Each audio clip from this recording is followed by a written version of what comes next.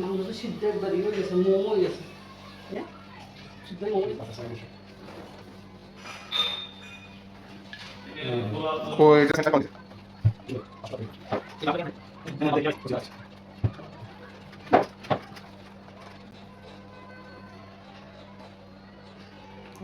আলু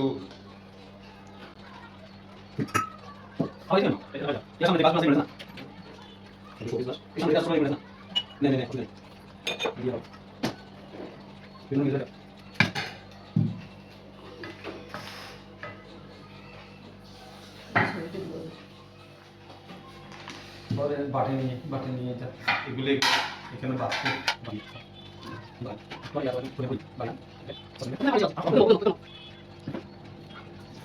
আমি বলি পটলি